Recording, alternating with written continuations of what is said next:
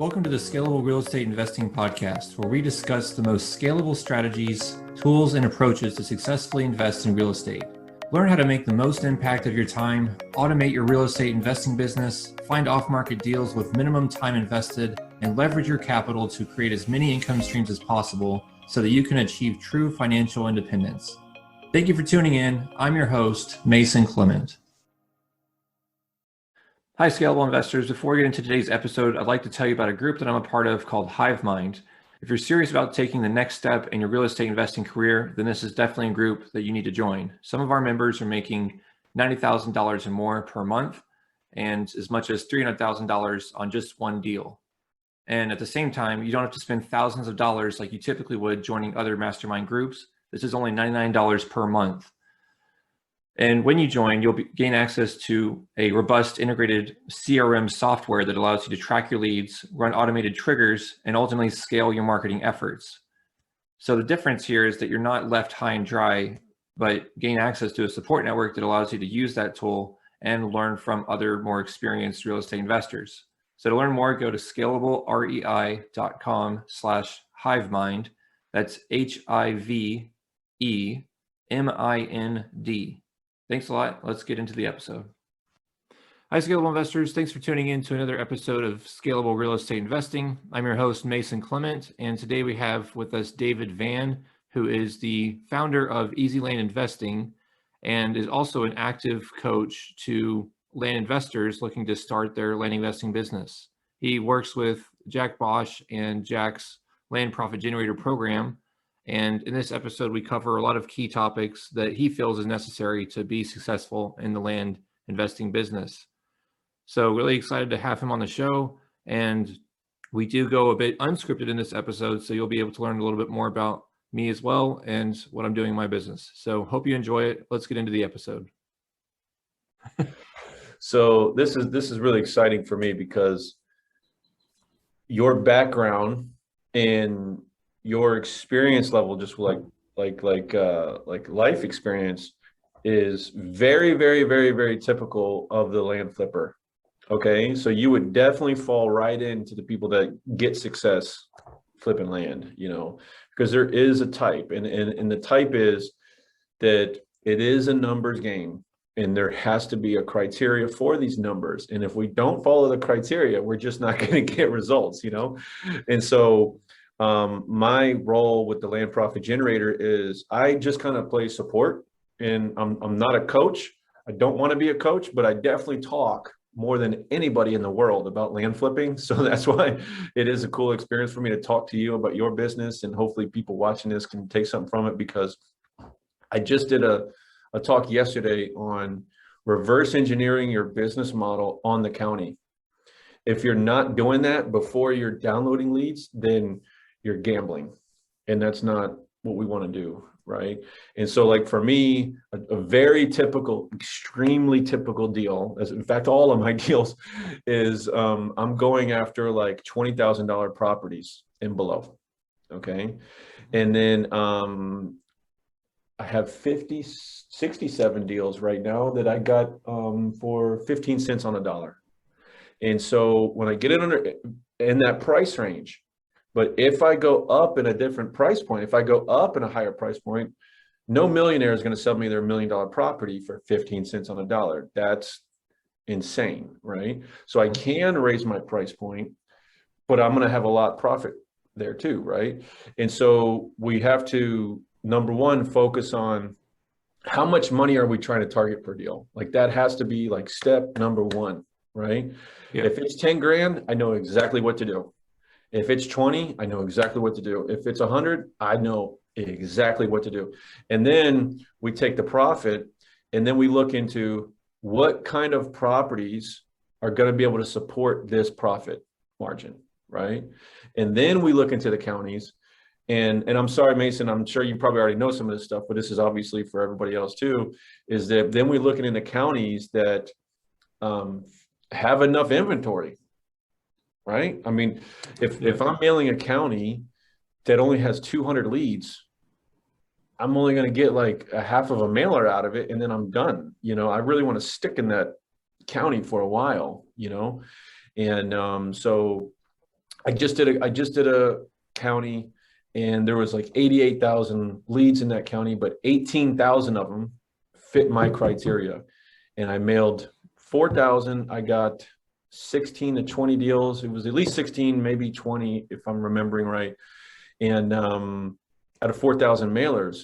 So now I have I have so many more leads that I can go back in there and get more, you know?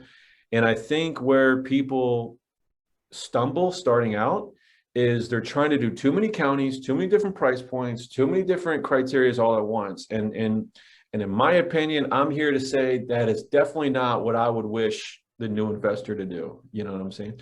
So it's I have a square. I'm going to put it in a square hole. That's what I'm looking for, and that's an investor, right?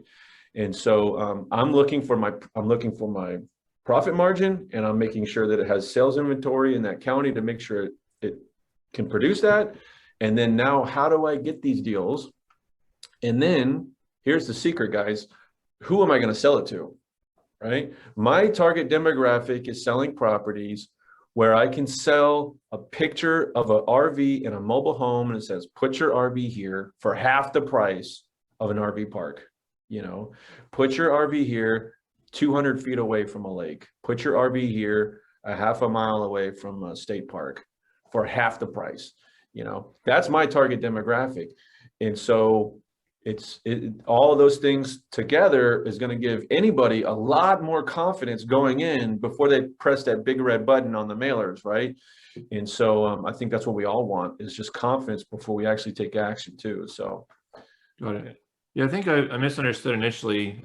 So to directly answer your question about the criteria, initially I was doing like smaller lots, like maybe a quarter acre, alerts, a quarter acre to like maybe 5 acres at most, but most of the people get maximum like a quarter acre. And recently I just sent my first one where I was like, I need to shift and get to larger transaction sizes because I just can't waste my time making a couple thousand on each of these little lots. And then those are like just to get flex, more reps in to build the foundation. But I feel like I've done that now. I've done over 10 deals, which is like the magical threshold most people say to get your ropes straight, like from what I've heard from several investors. Anyway, so now I'm doing, last mailer was 1 to 400 acres. So it's just a huge wide range, and it's a neutral letter.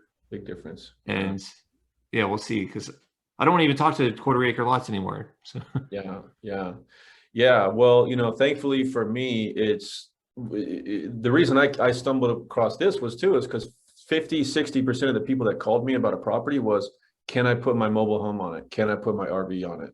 Like, that was what they wanted to know.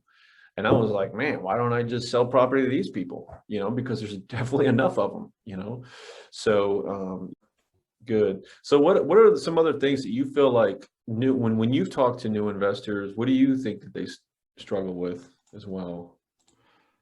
So what I've seen, I'm part of this other group where we have a CRM software. It's like a CRM and mastermind mix called HiveMind. You might have heard of it. It's kind of new. So I think that there's a couple people that focus too much on getting everything set up and making it look pretty and looking like an established company, and need to actually just take action and just put things out there and stop researching and stop like spreadsheeting yourself to death, is what I've heard it termed at. Man, dude, you nailed it. Oh man, that's such a good call on that. Because that was myself too. Okay. So I remember I heard this thing. It's like, you got to have a good website to sell. And so I was trying to design my own website, and it took me 6 months, and I got nothing done. And then I commissioned a friend to do it for like $400, and he did it in like 2 hours in a Starbucks. And I was so embarrassed that I wasted 6 months before I got inventory. And it was just such a learning lesson for me. And you are so right that people do spreadsheet themselves to death, and they're looking for that secret criteria. And another thing that I get too a lot is they're going after out-of-state owners. In my opinion, too much. That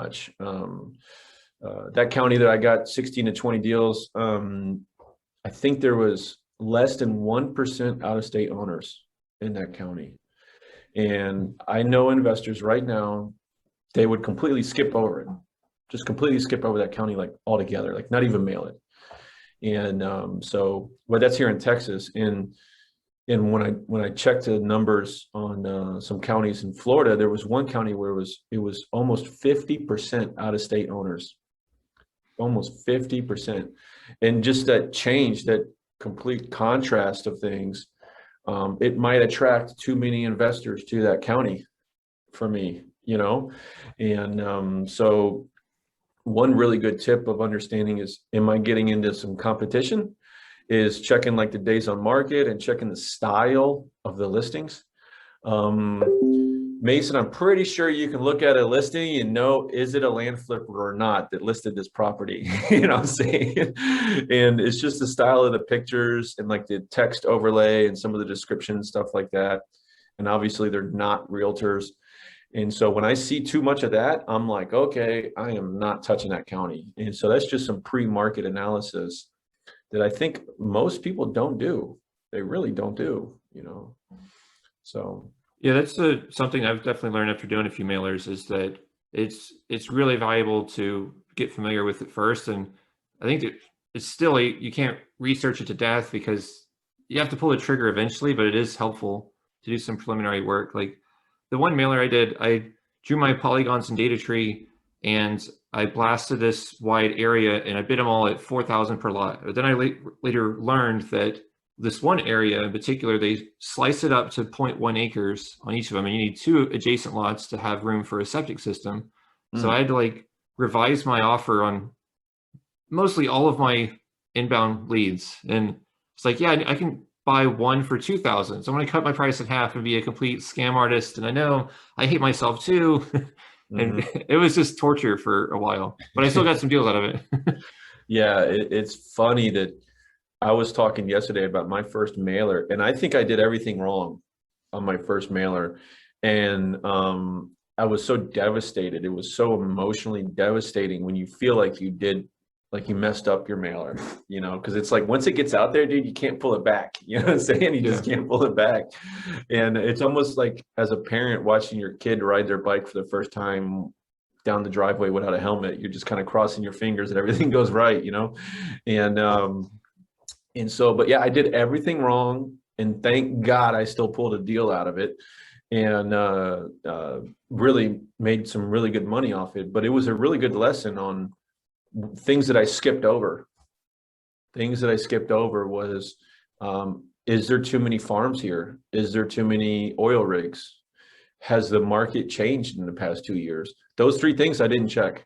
I just mailed it because somebody gave me a tip and I thought he was a better investor than me. So I just trusted it and I paid for it, but I still made money. But I think that is a good lesson is current data matters. Old data doesn't.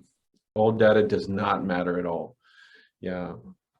So, you mean like within the past 12 months? Yeah.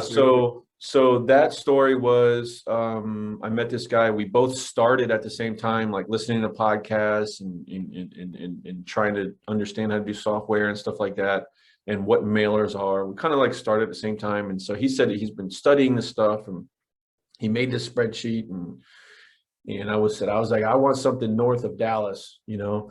And he was like, oh, this is the best one in the world. This is the best. This is the best. And so land was going for $3,300 an acre in that county at the time he told me. And so his data was a year old already at that time.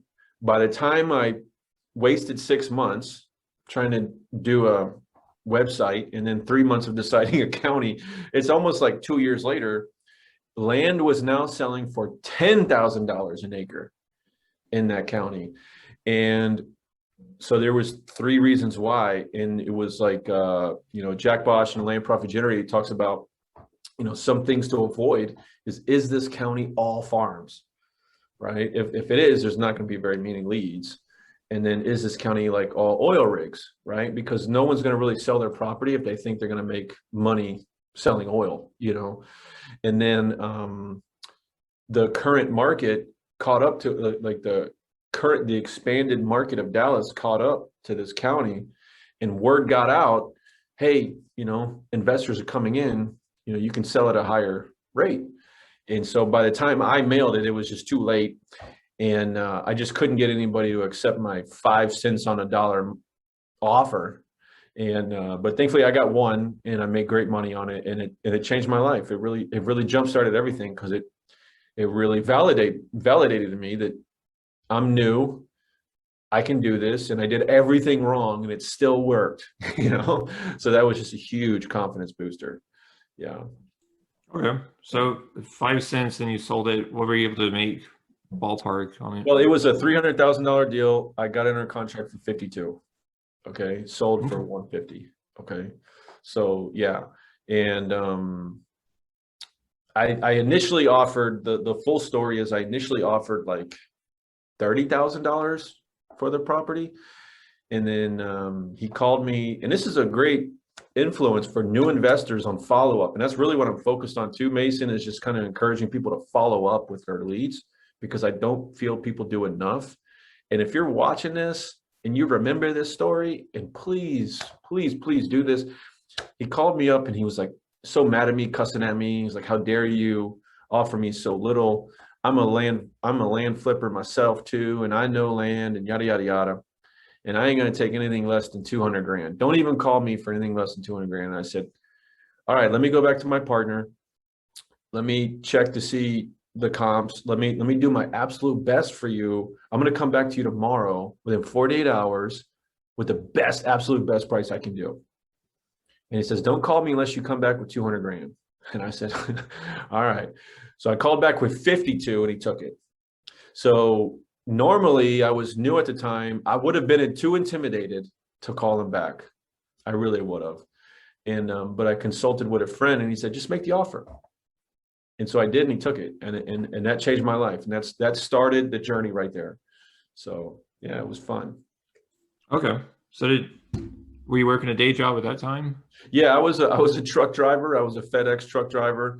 Loved it. Best job of my family.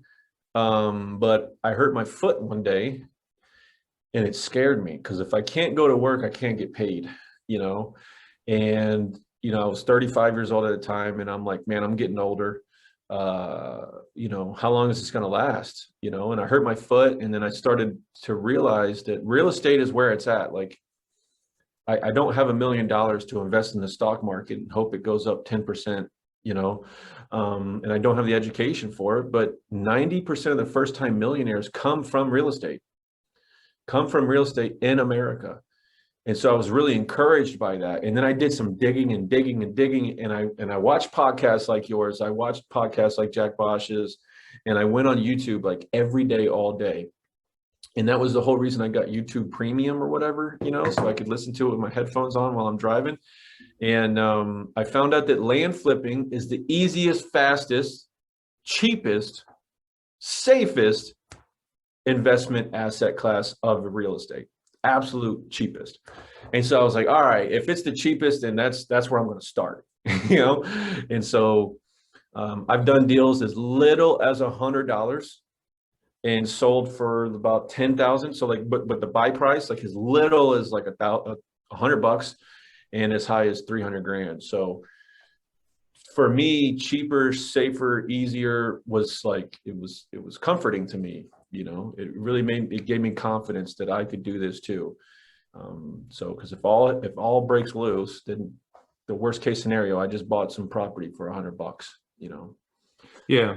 I think one aspect that really attracted me to it was just 100% cash financing it, because you get to decide how long you want to hold it for, and there's no debt payments you have to make, and you're in ultimate control. And actually, I turned to full-time just focusing on real estate investing after losing tons of money in option trading and other stock trading strategies that I learned. Like, my mind was polluted from like the CFA and all this other stuff. Yep. Like, the only thing it does is like give you this artificial confidence to jump in there, start pulling the trigger and trading options and get complicated naked options. You don't own the underlying stock, and just a great way to lose money. So if you're looking to lose money, that's a good in quote. Stock options, then just contact me.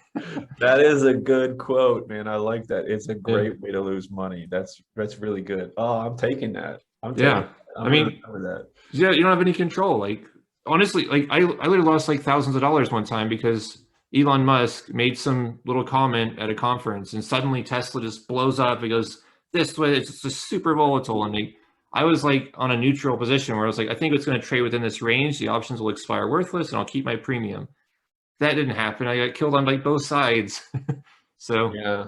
not to Yeah. get too technical, but that's a That's very high cool. level thing. Yeah. That's really cool. So you were doing options, right? Yeah. Were you doing Forex too, or just stocks, ETFs? I've considered Forex and I've had people tell me how to use technical analysis to trade as it breaks through Bollinger Bands and stuff like this. It's really interesting. Like, oh, if it deviates more than 2 standard deviations, then it's definitely going to retract back into that Bollinger Band range. And anyway, I've used that on stocks, but I haven't actually used that on Forex. But I did start.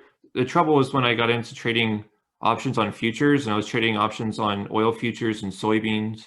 And I was trading soybeans when there was a trade war with China, and I guess, about the middle of Trump's administration, and Interesting. soybeans just like plummeted because China purchases 50% of all of our production. And they were like, oh, we just want to purchase it. We'll purchase from someone else. We'll grow domestically, whatever the issue was. The prices were just plummeting, and because the supply was going up, no one's buying it.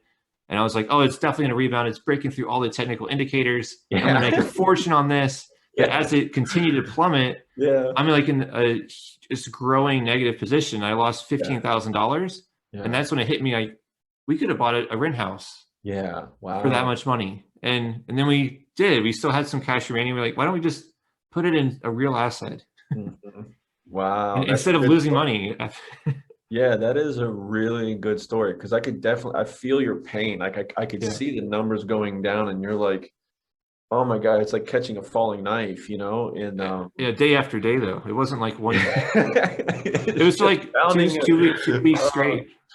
Oh, that's hilarious. Yeah, I remember I was playing Forex, and I was like at a stoplight, and I had to trade, but the light went green, and then I had to go, and it was just like too late, and I had already lost my money.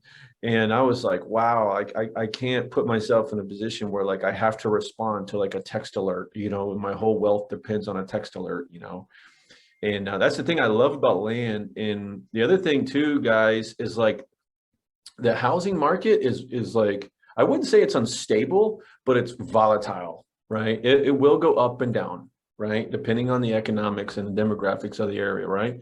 Well, land is extremely stable. So if it curves up, it's curving up like so slow, And if it curves down, it's curving down so slow.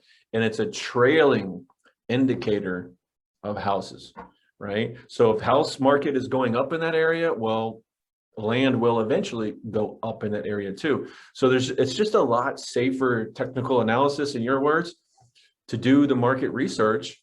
And it doesn't, like, I would say the prices like might change on a yearly basis rather than a weekly basis compared to houses, and it's stable. It's stable. Yeah. So your position in Clubhouse, I like to go on there every Thursdays at 4 p.m. and just kind of talk about land and just like some quick tips. And I really like focusing on like the new investor, especially the people like they really want to hit on their first mailer, Have you been able to engage other flippers and stuff like that on Clubhouse, and what's your experience been so far there? So I joined Clubhouse because a guy was in Hive Mind, and he was actually a member of Land Investing Pros run by Willie G and Paul, and that's how I met him, and he introduced me to Hive Mind. And anyway, they have this weekly call on Saturdays, and so I just started tuning in there and listening a lot. But I haven't actually actively been like trying to solicit new investors, but I did get one to sign up under my affiliate link on Hive Mind recently. But it was like an easy sale because he'd already been on there, and like I invited him to speak on the stage, and like he was like, hey, today's the day, I want to sign up, someone send me their link because I'm doing it. So yeah, it was great though. I do want to do more of this so I can obviously make more than what they charge me per month and then some. But I don't know. I guess I can't directly answer your question because I don't have like direct experience with looking for new investors. Well, just a game plan. My game plan is like I'm on a mission to debate house flippers. I love that. You know, I really like debating. I wouldn't say debating, but just kind of pointing out the differences of house flipping versus land flipping, because there's so many house flippers and they're losing so much money, and their operation is so big. I mean, it's just like, oh my God. Like I was talking to a friend of mine, he lost $20,000 because somebody broke into the house and stole all the copper in the refrigerators. $20,000. And it's just that anxiety between the opening contract to the closing close. It's just like a roller coaster, you know. And when I send out my mailers and I get my contract signed, it's for 6 months. And I can sell it to whoever I want, and I can cancel it at any time, and there's no deposit. So all the leverage is on my side, you know, and that's exactly what they teach at the Land Profit Generator. And that's why I'm like so thankful, because when I first got started, I was so intimidated because I just didn't trust contracts. I didn't trust the way big business works, you know, and I thought that there's no possible way I could, you know, get out of this. I was like, yeah, there's a cancel anytime escape clause. I just didn't understand how that worked, you know. And so once I did, that was just really, really, really encouraging to me to get started, because all the leverage is in your power as the investor, all of it, you know. And as a house flipper, I don't even think they like tie it up with the seller. Like another house flipper can come in and like offer more, so they don't even like file memorandums of contract. So they can sell to somebody else. And it's just such a wild west that, especially for you when you're talking about control, oh man, I think both of us would have a heart attack doing that stuff. You know, it's scary. But yeah, I was in a room and they said there was 67,000 registered real estate agents and investors in Dallas alone. 67,000. That terrified me enough to just not do it. So I was so happy they told me that before I got invested into it. Yeah. So, but one thing I just remembered, and one thing I was hoping to talk about today was like some of the performing states right now. Because I mean, obviously you want to go from macro to micro, you know, like pick a state, you know, and then pick the county that you want to work and then focus on that county, right? And so, you know, as I've been doing this, I'm curious about what you think about it. The most competitive in the highest prices county and states, it takes more mailers. You know, it takes more mailers, it takes more marketing. And so, and typically in the Northeast, you know, New Jersey, did you know New Jersey is the highest, most expensive property per acre in the country? Isn't that crazy? $180,000 an acre in New Jersey, and Wyoming's only 3. Okay. I was really expecting Arizona, New Mexico, but yeah. So when I talk to some new investors, I just think they're going too aggressive after some of these states that are going to spit them out, you know, and I don't think they understand the background of some of these states.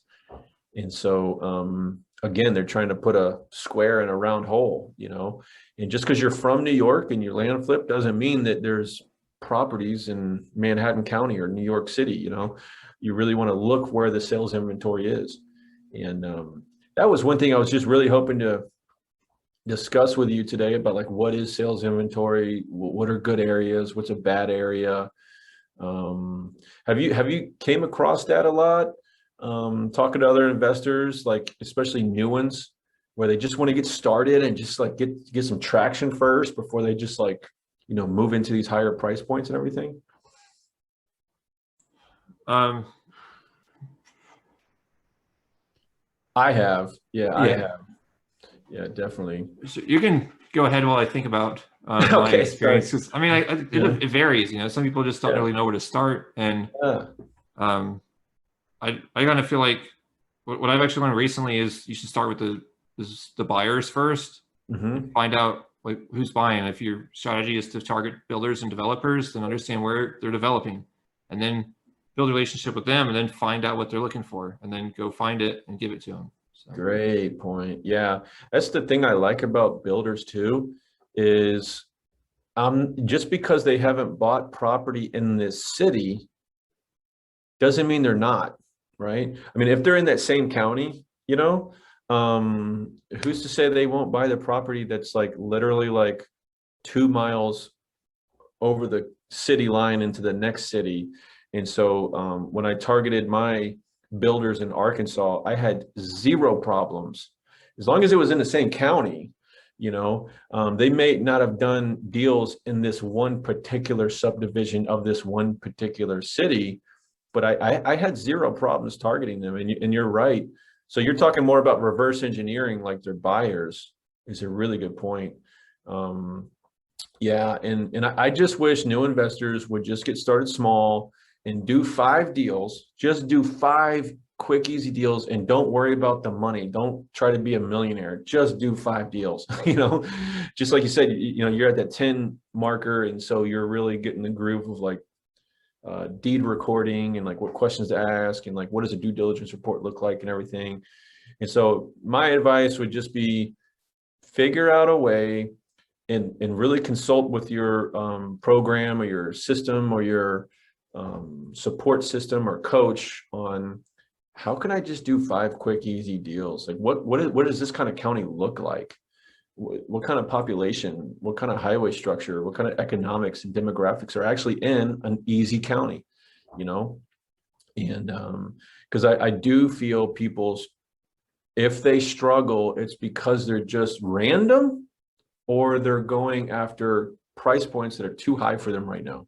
Those are the 2 biggest pain points I see with new investors that I hope by listening to this podcast and kind of bring them back and say, hey, listen, I'm going to go after a lower population, a lower economic range, and a lower growth rate, and really just focus on deals in these kind of cities and counties, Yeah, definitely. And then they get out of that pit of despair, right, Mason? I mean, I'm sure you've seen this, right? When you get this high, when you're getting started, and then you just fall off a cliff. Like if you bomb on your mailer, it's just like you're the worst, stupidest person in the world, you know what I'm saying?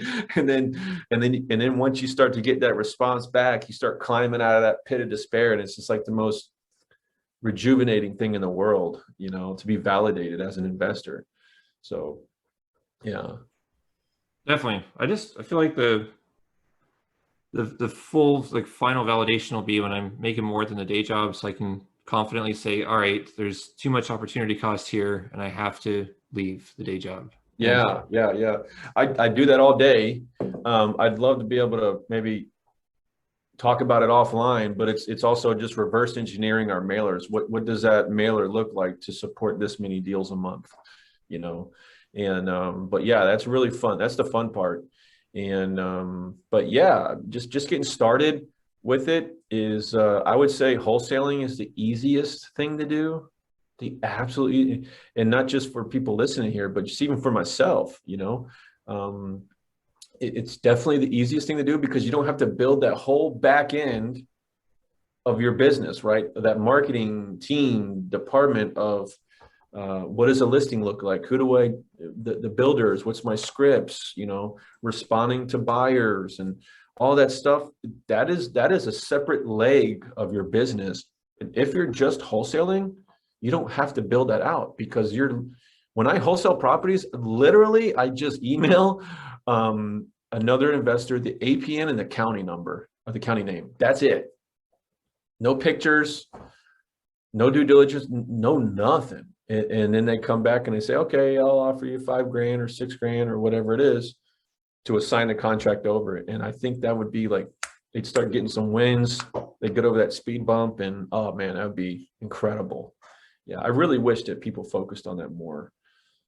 Yeah, especially in houses. They're so used to it. They do it in houses. Why can't they do it in land? So yeah. For every single transaction, do you file an affidavit, a memorandum? I want to. I really do. I discussed this with my transactional coordinator. I gave him the word do it, but I haven't because I just haven't had any problems yet. But I do find a tremendous value in doing that. But I also think because it might be because of the price point of the properties I'm going after. I'm making $10,000 to $15,000 a deal. I'm not doing those $200,000 properties. So maybe if I was doing those bigger properties, I would be worried about competition and other investors or other realtors coming in and snaking it from me. So maybe that's why. But that is a freaking phenomenal question right there. Yeah. Yeah. Okay. Yeah, it's always been nervous about like showing a property to an investor. Like I already know that they're savvy enough to look up and see who the owner is and then just go Yeah. take it out from under me. So I mean, it's only $13 to file it. I mean, you know what? I mean, I would probably make it part of my protocol. My first 10 deals, do it. It only costs like, I mean, for my counties, it only costs $13 to record the thing. I think it's like $10 and then $3 a piece for each page. So it's like $13. You're done with it. You don't have to worry about it anymore. It's off of your plate, you know? So yeah, that would be a really good tip. Yeah. Yeah. Oh, but the other thing about it is that people forget you have to close the loop on that. So once you file a memorandum of contract, you have to go back and like cancel it out. Okay. So you have to file another one once you go to sell it and you actually close that property out. So that's just a tip that people don't remember. okay. What if your contract expires and you never closed on the property? The contract expires and you close on the property? You never closed on it. The deal just falls through, but you recorded that. Yeah, I would definitely close the loop on that. Absolutely. Yeah, because then you're going to get that owner going after you and trying to sue you to get you to release it. But I think the contract is not valid anyways, so I'm not sure about that. But yeah, you definitely want to close it anyways. You cancel it or close it, you gotta close that loop on it. Okay. Is that like, I guess it's a separate template of a release of memorandum and agreement? Yeah, it's like you're filing it. It's just like you just word it differently in like the signatures and stuff like that. You just word it differently on the page. So thankfully, I've never had to do that. I mean, right now, the way my business looks like, I have a transactional coordinator and a VA. They do everything. So the exact language, and they even file the deeds on Simply File. They're even making offers. They're doing my comps. So at this point, my business and the system is built out that I'm kind of like the Pinocchio master, or I'm just kind of like managing the whole process. I definitely don't want to be doing it. So I haven't talked to a seller or a buyer in over a year, and I don't want to. I really don't want to. So yeah, everything's pretty much through email for me right now. Yeah, that's what's Okay. me. Yeah. Well, how do you get to that point? Because that's kind of where I'm at. Like, I know that there's stuff I could shift off to a VA. I have like 2 VAs, but sometimes I'm just so busy working in the business and on the business that I just don't even have time to like think about how I could shift that over to them. And they're also not, both of them aren't even in the US. So Yeah. another mental block. Like, how do they correspond with people, make calls, or receive Yeah, well, calls? oh man, that's amazing. I hope we get to talk again about this, because I can go on for hours about this, because this is a really cool topic. And I don't feel, you're right. No one really talks about this. Like, there is a phase where you make that decision and you change your business model, right? And that's really what we're talking about, is this pivot point, right? And it's amazing. So before I did that, I didn't feel like I had a real business. It felt like a hobby. It felt like a hobby to me that was making me money and was cool and was exciting. And maybe this business is going to make me a millionaire, but it didn't feel like it was like a real business until I actually had an employee. And when I say employee, it's like a subcontractor, VA. I'm not paying them benefits and stuff. But once I did that and I realized what they could do for me, it just blew my mind. I was like, wait a minute. You can format the lists, you can upload the leads, you can create the listing. And so for anybody watching this, guys, would you rather create your own listing that's going to take you 6 hours, or have a VA do it for you for about $20 and then you review it for about 6 minutes. Okay. So that's what my business looks like. I just want to review and critique and then give them approval, like give them a thumbs up. This looks good. Go ahead, post it. You know, that anybody can do it within 6 minutes. And, you know, so I have some training with them, and not every VA is like perfect at everything that you want, you know, and I don't expect them to be, but I know I want my pictures to look like Instagram pictures. So when I'm looking at them and I'm looking at the ad copy, I'm like, hey, listen, this is the theme we're going after. Just make it fit this theme, you know, and then they go and do it and they come back, and it's just so much easier for me as the manager, quote unquote, to just kind of control that, you know. And so I would say for my business right now, Mason, I pick the county, I download the leads, I upload the leads, I do the mailer. After that, I'm done. Because those, to me, that's the real important brain of the process. And I instruct my VA on how to make offers. What price points are we going after? If it's over 100 grand, yeah, you can go as high as 40%. You know, I give them this range that they can go in, and I just throw it out there. And so it was also from a good friend of mine. He said, you know, if you had a VA that was only 80% accurate, you would be a millionaire. That's what he said to me. I was like, wow. And he was like, because the other 20%, you can manage that. You can manage that 20% risk as long as they're doing the process the right way. And you're using the right contracts, you're pretty safe. You can always come in and save the deal. You can always come in and call the client. You can always come in and fix things, right? But if I'm doing the mailer and they're not going after like Miami Beach property and just wasting my marketing money, I'm pretty safe. You know, they're just kind of taking the ball from there. So I would say that anybody that does want to do this and make over 100 grand a year, you absolutely need a VA. And if you don't have one, then you're probably just a control freak. You know, you're probably just a control freak. And that's what's going to hold people down from scaling their business. And that's totally fine. I mean, you could do that as you wish, but it's just going to cost you more time. And I want time, you know, I want time for sure. Yeah. I think that's the reason we're all doing this, is to buy back our life, right? Yeah. Our own time, live life on our own terms. Yeah, that's that's exactly what attracted me to it. Was, you know, my fear as a truck driver was if I didn't go to work, I didn't get paid. And I just feel like my business is working itself. You know, it's working itself, whether I'm doing it or not. My system is doing it. So I just got to get the marketing out and then make the offers at the right price points, and then have my assistants follow up. And when they follow up, they're sending an email, they're sending a text, they're sending a voicemail, and they're hammering that person until they accept. So that's one thing that I really hope. That's another thing I've said a lot of things, but that's another thing that I really hope the new investors watching this is understand the value of follow-up, because I feel like as land flippers, we send out mail and we just wait for them to accept it. And we hope they don't call us and ask us anything, you know. And I feel like the people that make serious money in this business are the ones that have a follow-up business, a follow-up sequence to their process and their offers. Yeah. Okay, so is your VA like in the States? I have one VA, which I call my transactional coordinator, and then I have another VA in the Philippines. Okay. So now when I say transactional coordinator, they're kind of like, I want them to have a brain. I want them to like know this is not a good idea. You know what I'm saying?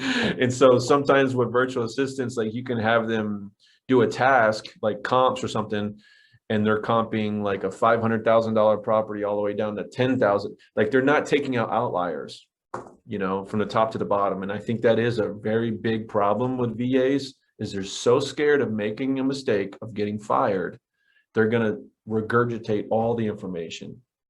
And as investors, like when you were doing your options trading, some Yahoo coming in and just putting 500 grand on black, that doesn't happen very often, right? So you're not really taking that into consideration, right? But you're watching what Bank of America and Goldman Sachs and Chase Bank and the Chinese are doing, right? So you're watching where the big money is going. And so it's managing those outliers and understanding and how to communicate to your virtual assistant. Don't worry about this, the top, don't worry about the bottom. I'm looking for like the average mean, right?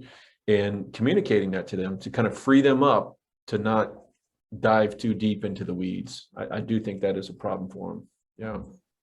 Okay, but the transaction coordinator is like a part-time stateside person. Correct. Yeah, and I just think it's because they're American. They get the concept, you know, like understand the concepts. Like I don't need my virtual assistant to understand the whole concept of all the business. I just needed to be task oriented, right?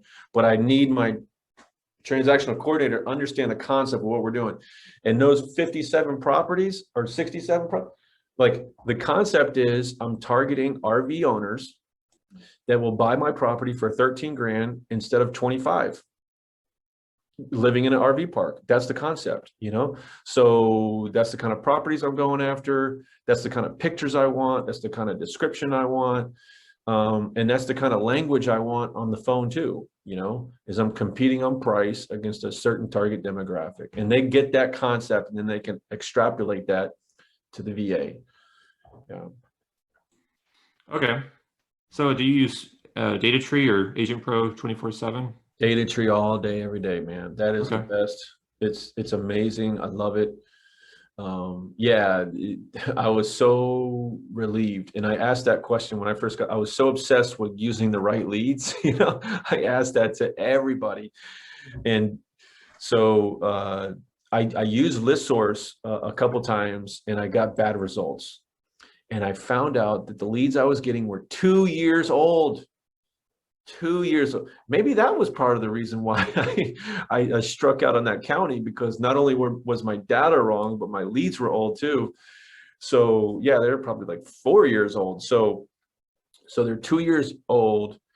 And I found out that Data Tree, I believe, updates their records like every quarter or every month, like something insane, like very consistently, very, very new. And we're marketers and we're data people, and we need fresh data to do the right marketing. So yeah, that's why I stuck with Data Tree. I love it. Yeah. Okay. Well, I guess it also depends on the county and how readily available that data is, right? Because if they're stuck in the Stone Age, then 20 years ago they updated it, right? Yeah, I mean, I came. Yeah, that's another good thing, because I did a county once, and it was here in Texas, and they updated their records like, I think it was like 1990 they went digital or something like that, or like 2000 or something like that. And like they basically didn't have records before that. So I went to the deed recording office myself to look for this deed. And it was such an interesting experience, because back then everyone wrote cursive, you know, and it's so cool to be in a library and there's like nothing but books of just like signatures and everything. It was a pretty cool experience. But yeah, you're right. Okay. So I guess if you're focusing just on stuff that's zoned for mobile home or RV use, then you're filtering for that in Data Tree is one of your criteria. Yep. Okay. Not zoning codes though. I don't do zoning codes. Just zero improvement value. That's it. Oh, okay. Yeah. And then when when the seller gets in touch with your transaction coordinator, then you have them ask, is this zoned, or you do the due diligence and you make sure it's zoned properly after that point? Well, they make an offer and then I do the due diligence. So they're making an offer based on the comps and the listing values. Okay. Okay. I want speed.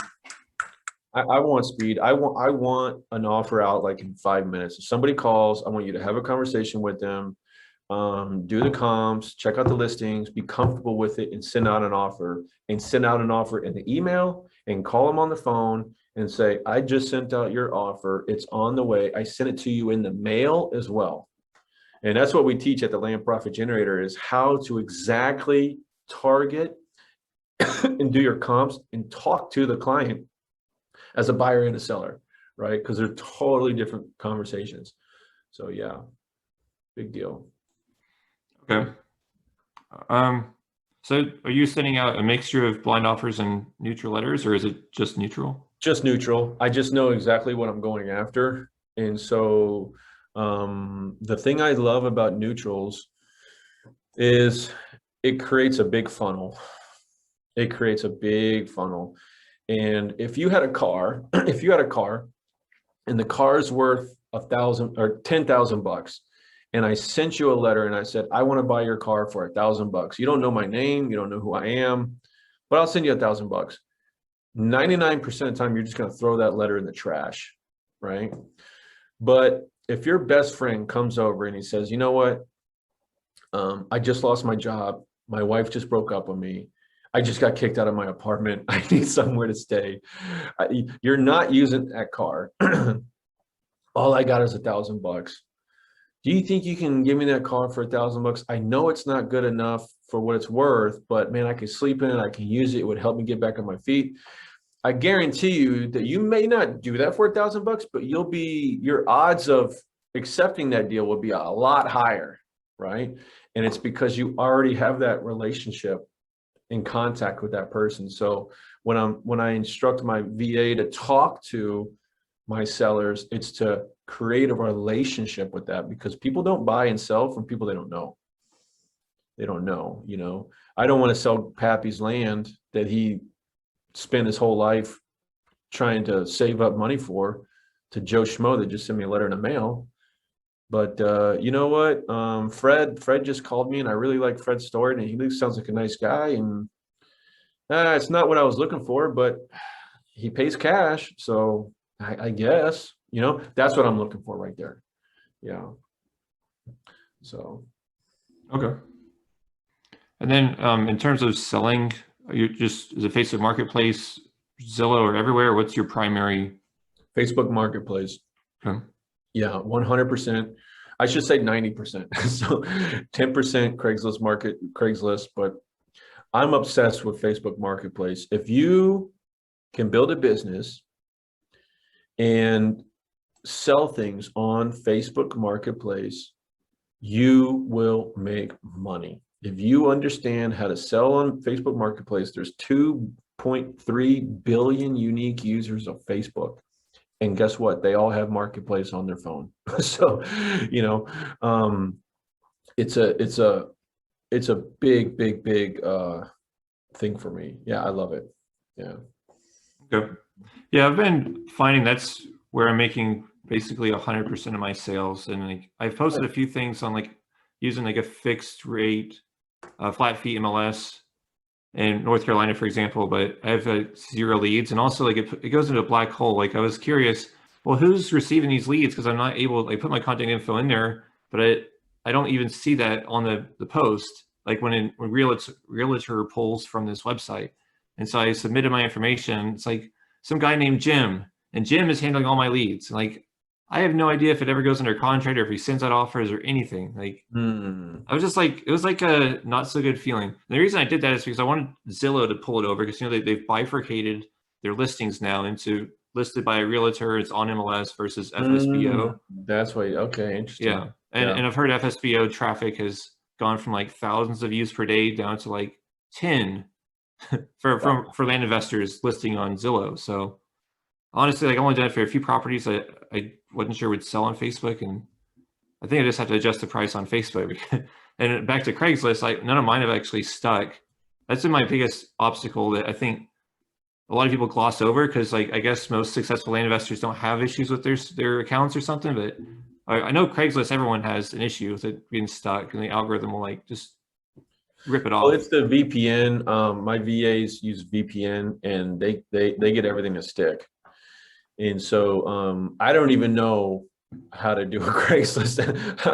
I don't even know how to get it to stick. It's the VPN, because if I post it on my personal account, it will not stick. When I have my VAs do it on a VPN, it sticks. Yeah. And so the VPN, which location are they saying that they're posting it from? America. Yeah. Okay. But is it like Craigslist server in America? Oh, I'm not sure how detailed the server is, but it's definitely an American VPN. Yeah. Okay. Just curious. That's cool. Yeah, I still need to tinker around with it some, and like Facebook too. I'm still trying to figure out how to like boost ads without it getting blocked, because I've tried like several iterations down to like just a picture and almost zero text at all, and it would still flag it as, oh, this is related to a housing opportunity. But before that, I would say owner financing available. I'd say, oh, this is related to a credit opportunity, and so it would flag it and block my ad. So I'm still like working through that, but only until recently I just saw that I can choose between like my business page running the ad versus my personal profile. So maybe that's the big difference that It is I a big need. difference. Yeah, yeah. That's one of the things we're going to talk about in the class Monday, April 12th, livelandclass.com. You can sign up. Anybody can sign up for free. And that's in the Facebook group. And if you're not in the Facebook group, Land Profit Generator, you need to be. So that's where all the magic happens. And one thing that I'm really thankful for is just understanding how Facebook really works in 2021, because they changed their algorithm like quarterly, and just on a whim. And, one thing that I really had to learn the hard way was I couldn't post pictures of kids. I couldn't post pictures of animals. I couldn't post pictures of a shovel because they considered it a weapon, so there absolutely is a very, very, very hard line they won't let you cross, and so being integrated and educated and supported with other land flippers is absolutely super crucial. So if you're listening to this and you're just like thinking, oh, this is kind of cool, you got to join, because it's like you're going to have questions and you need answers for them. You absolutely need answers for them. And so I was that guy 3 years ago, too nervous to ask the question. I would just be in the comments of the post, saying, like, I was too scared to leave a post. I would just like leave a comment in the comments, and but yeah, so it sounds to me like I would definitely post with the business account and then not boost. I would not boost. I think I have boosted before, but I was just testing it. But you definitely don't want to boost. You want to target more, and you're going to get way more success with that. And then once you start depositing money into that account, they kind of like unflag you as like, this guy's a paid member. And so when I found that out, you actually get, and this is super cool, huge tip, you actually get their phone number. Okay. No one can find Facebook's phone number for customer support. Only paid members have that phone number. And you can only get that through Business Manager when you're doing ads. So even if it's just putting $5 in just to get that number is so crucial, so you can get somebody on the phone and say, I don't understand. Can you explain this to me? If I remove this picture, will you unflag it? Yeah, absolutely. Okay. So I think in my mind, I need to just see those as two separate things, because I think initially, just being super naive, I would assume boost listing is the same as an ad. And I understand you can create audiences and do this targeting, but I thought that they were still kind of one and the same, just like a non-targeted ad, but Yeah, it seems like it's completely separate. you're things. right. Yeah, please give me a moment to speak on that, because boosting is like Facebook's way of taking your money for free. So like imagine like Dallas, like we're both in the DFW area. I think there's 10 million people in this metroplex. Now, all of us have different interests. We speak different languages. We have different jobs. We're going to different Facebook groups. We're different economic ranges. Now, what if I was trying to sell fish? When I boost it, it's going to put that ad out to sell fish to just anybody and everybody. It does not have any algorithm at all. When you target it, you could target it down to, well, the odds are Middle Eastern people, 66% of their diet is fish. Okay, great. I'm going to target Middle Eastern people. And then between the ages of 26 and 55, people eat fish. Okay, I'm going to target that range. And then actually middle management middle management occupations eat fish more often than anybody else. I'm going to pick that occupation in this area right here. And so you can draw like a circle. And you can also target people that are in a Facebook group about eating fish. Next thing you know, that's a way more targeted Facebook ad than just boosting to just 500 random people that don't have anything in common. So that is the big difference. Yeah. Yeah. Okay. Yeah, that's definitely helpful. I will have to discipline myself. It just takes longer. I know. It just takes longer. I know. Yeah. I know. I know. It's just really that easy learning to curve. hit that boost button. Yeah. Yeah. And the reason I did that is the previous I had success when I was like trying to remotely manage our greenhouses, and I would just boost the listing, because in that case, you actually don't need to target. Everyone needs a place to live. So I guess that's why it worked in that case. But Yeah. Well, when I yeah. found out that like it's targeting people that might drive by that zip code, I was like, no, no, no, no, no. I need them to live here. You know, I don't want to target Fred that just drove by this zip code in the last 20 minutes. You know, I want to target people that live here. So yeah, big difference. Yeah, that's super cool. So I've purchased a few Facebook marketing courses, and only one that's specifically tailored for real estate investing, actually like virtual wholesaling for houses. But what do you recommend is like the best go-to resource for learning how to do Facebook marketing for land? Well, number one, in the coaching program in the Land Profit Generator, we speak on that on a weekly basis, and they go over exactly how to do that. Number two, my favorite person is Ty Lopez. I follow Ty Lopez. I've taken his marketing courses. As a land flipper, marketing, we are marketers. At the end of the day, I have an uncle who's a banker, and it's like a super fabulous position he has and everything. And he says, at the end of the day, I just manage risk. He's like, that's all I do. I just manage risk. And so as an investor, you and I and everybody listening to this, we want to manage risk. And that risk is that $5 or $20 of boosting, right? And that risk is also the 5,000 mailers you sent out. That's the risk, right? And your time, you know? And so we're trying to manage that down. And so that's what targeting is, like targeting it down. So yeah, I would definitely say that, you know, now Ty Lopez is definitely not going to talk about how to do land flipping ads, you know, but I do love him and support him, and a big fan. And obviously our coaching program is specialized in exactly how to do that, because that's what we do every single day. So yeah, and in fact, all day, like you know, I think Facebook, we have coaches that did like 100 deals in like 50 days, made over 700 grand, 50 days, all through Facebook. Every single deal was sold through Facebook. And when you put that in perspective, you're like, man, if he can make 700 grand in a month or 50 days, can I make 7? Can I make like 1% of that?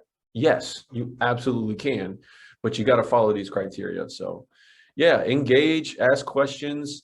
It's definitely going to be a learning process, but that's why we're all here. It's fun. It's fun to support each other too. Yeah. Okay. So I guess your VAs have, like, you just add them to your business page, and then they're able to post the ads and do all that stuff for you. Mm-hmm. Okay. And do they also interact with the buyers through Oh, Facebook yeah. Messenger? Oh yeah. Your Like business I'm page? out. Like once I mail, I'm done. So I am done. And I'm just kind of approving listings, and I'm just kind of approving like offers and stuff like that. You know, I'm just kind of approving stuff from there on. And so yeah, they take it from there. Absolutely. Yeah. Okay. But do you ever use like the conveyor belt, where you do like the RVM, then the text, and then the email, and then do a snail mail? Or have you heard about the conveyor belt? It's like maybe more popular in single family, but it's actually like flipping around. Instead of doing mailers first, it's doing that very last, and you're just using, like, I guess, cheaper marketing Cost a methods. fortune though. I mean, to do that, it might work, but it's gonna cost a fortune to do that. What do you Now mean? you're talking about skip tracing and like text campaigns. That takes money. I mean, you're talking, you got to pay for that phone number, and then you got to use Mojo. You got to use all these complicated scenarios because they're going to ban your phone number. I don't like to do that. I like to just send my marketing out and then the sellers contact us, right? So if I send out 4,000 letters and I get 200 phone calls, I know these are my 200 sellers right here. So these are my two. I got to figure out what their problem is. Why are they interested in selling? And I'm going to hammer that down. I want to sell this property because I don't need it. Perfect. Let's talk about it. I'm considering selling this property if you make me a good offer. Okay, I'm competing on price. Okay, I want to sell this property because my husband died and we just don't need it. And you know what? I never cared for it. Perfect. Now I'm going to paint the dream to her about, hey, listen, you don't have to worry about this anymore. Once we send you the money, you're never going to have to worry about paying taxes. And this is going to be a good experience for you and your family. And you're going to be able to go on vacation. This is going to be awesome, So, but I don't do any of that until I mail. So that conveyor belt, I know that house flippers pay 3 to 15 times more in marketing than land flippers. 3 to 15 times more. So that means that I think it takes me anywhere between like 200 to 300 mailers to get a deal. I think it's like 12,000 mailers to get a deal or something like that with house flips. That's a lot of mail. That's like $6,000-7,000, And so if they do anything wrong in that, oh man, that's tough. And then they're calling and texting. That is such a huge operation. I'm not interested at all. I'm looking for the easy way out. Yeah, for sure. I want my time back, like you said. Yeah. Okay. Yeah. Makes sense. So, talked about partnering on deals, because I feel like different people have different approaches, but I've heard a typical thing, if it's like an equity split, it's like 60-40, 60 going to the person that puts up the capital. Is that what you see, or do you ever partner on deals at all anyway? Typically it's 50-50. When I partner, I do 50-50. Okay. When I partner, I do 50-50. I've done it for as little as 30% and as high as 50%, because I was that new guy and I was that new guy trying to get the best deal for myself. And I felt like people were taking advantage of me. So, but I've done as low as 30% because I know this guy's a stud. He's going to get it done. And I trust him to follow through with everything. Because if you're taking on a partner on a deal, that partner, the money might make sense on paper, but it is your guys. If you're listening to this, just because you have a money partner doesn't mean that deal's going to close. You have to follow up. You have to commit yourself to that deal. And if you're not, then, oh man, please just wholesale deals. Just wholesale it, just wholesale. So yeah, you got to be committed to the follow-up, and you got to be committed to your marketing if you're going to be taking on partners, for sure. So that's what I'm looking at. When I've partnered with guys for a low rate, I've looked at some of the deals that they've done. I've looked at like what their response rate was. I've asked them, how many hours a day are you putting into this? How often are you posting? How fast do you respond?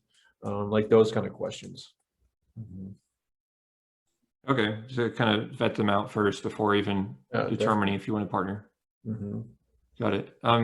Do you feel like that's a way to really like scale the business, or is that just kind of like nice supplementary ancillary income, the partnering?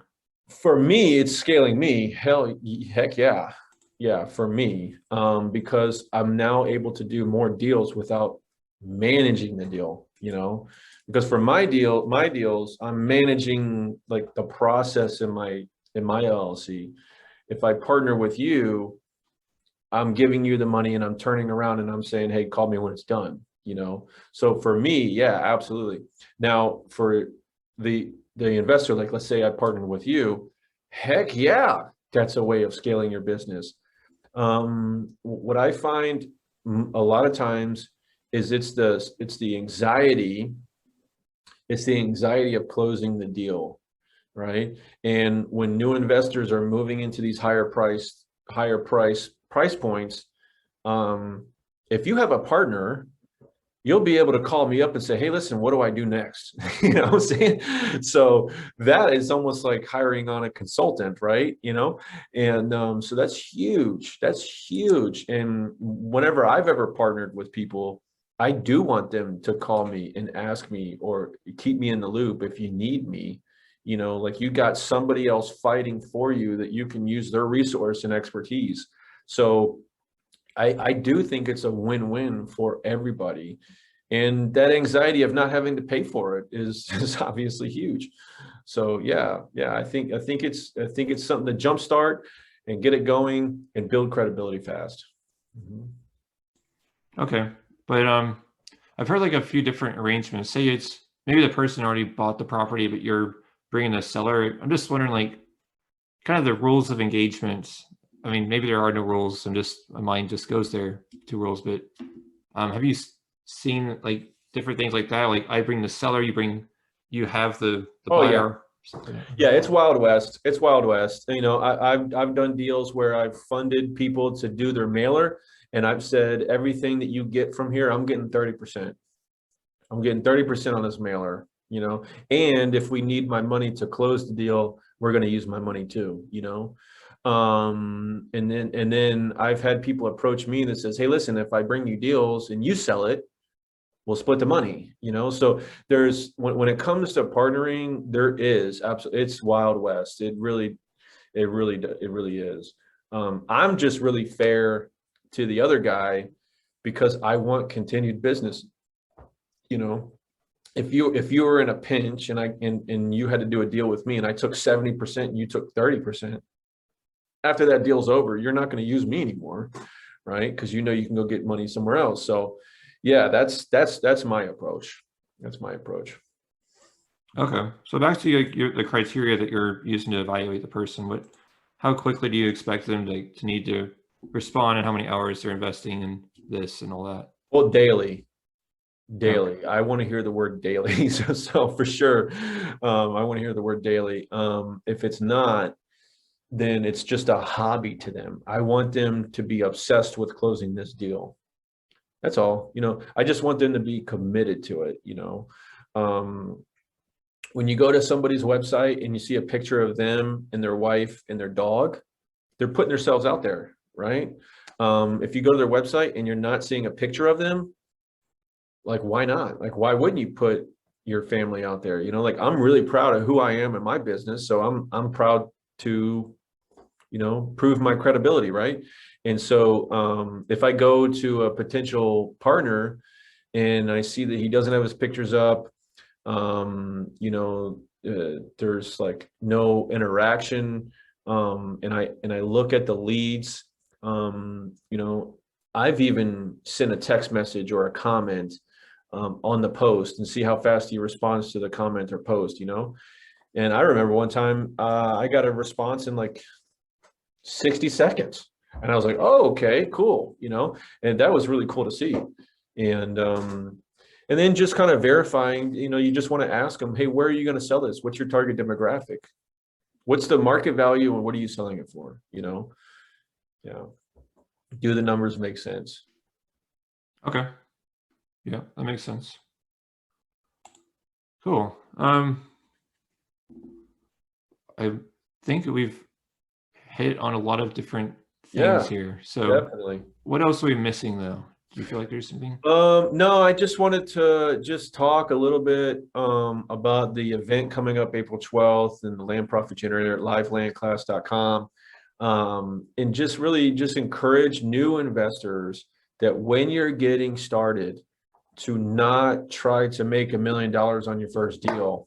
You know, let's just do 5 quick, easy, fast deals, because most people that are getting into land flipping, this should not be something that saves you on your first 5 deals. Like, you should not be like spending all of your money in your bank account, right? And then like if you don't get a response, you're gonna get kicked out of your house, right?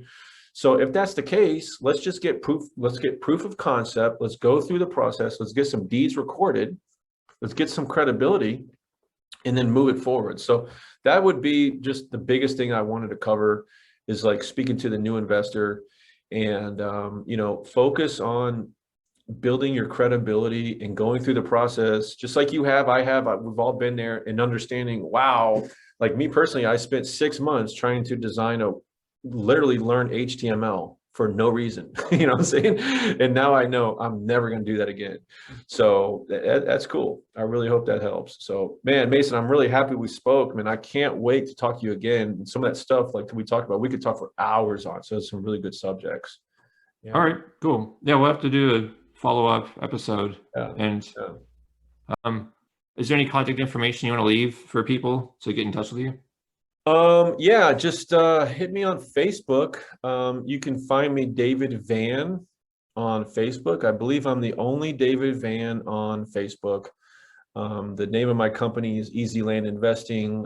I work with a land profit generator, and my role is I'm just playing support. That's all. When I got started, and I approached Jack and I said, hey, listen, my business is growing. I just want to be able to give back some way, but I don't want to be a coach. I don't want to do that. Just, can I help? And so I just help with events, and I help answer questions. So if you're in the Facebook group, holler at me. If there's something I can help you with, holler at me. And if you're new, just getting started and you got a question, holler at me again. So Mason, this is super cool. I really appreciate it. And I also go live on Clubhouse every Thursday at 4 p.m. I'm considering doing it every day. I'm not quite sure yet. It just depends on how many people. Last one I did was over 100. So I'm thinking maybe I might do it every day. I'm not quite sure yet, but this is a lot of fun for me. I really appreciate your time. This is awesome. Sure. Thanks for getting on. So that's every Thursday, 4 p.m. Central, right? Mm-hmm. Yep. All right. Perfect. Yeah, I'll include everything in the show notes as well. Cool. On like everything you just said, and maybe even a Clubhouse link. Although, do they make static Clubhouse links, or does it change every week? I don't know. I think I'm gonna have to just like share my Facebook profile in like my Clubhouse profile. I think that's the only thing I can do. But that'd be good enough for me, man. I just really appreciate it. It's just fun, and I really hope we get to do it again. And I hope we get to have some barbecue sometime here in Dallas, man. So we're so close. Yeah, definitely. We're so close. Gotta go to Terry Black's. I've been to the Austin location, but not the Dallas one. I've never been there either, so that sounds cool. Let's do it. Yeah, it's great. I go to Blues Barbecue though. It's pretty good. I've been there several times. Yep. I'm a hard eight kind of guy. I like the open pit barbecue. All right. So cool, man. But cool. I'm gonna send you a Facebook message, and just we'll reconnect, and hopefully we can continue talking about our deals personally, and maybe we can help each other too. So that'd be fun. Yeah. Maybe on this this new mailer comes through or something, I'll have a flood of inbound leads and partner and stuff. We'll see. Yeah, that'd be super cool. All right. Thanks a lot, Mason. Appreciate it. Yeah, sure. All right, brother. All right, that's another episode of Scalable Real Estate Investing. Thank you for tuning in. Please be sure to leave a review and subscribe on whatever channel you're using to listen or watch these episodes. And also be sure to go to scalablerealestateinvesting.com, scroll to the bottom, and fill out the form to sign up for our email. And you could also reach me directly at mason@scalablerealestateinvesting.com. That's MASON at scalablerealestateinvesting.com. If you'd like to get in touch with me to either partner on deals or even be considered to do your own episode on this podcast. Thanks again, and have a great day.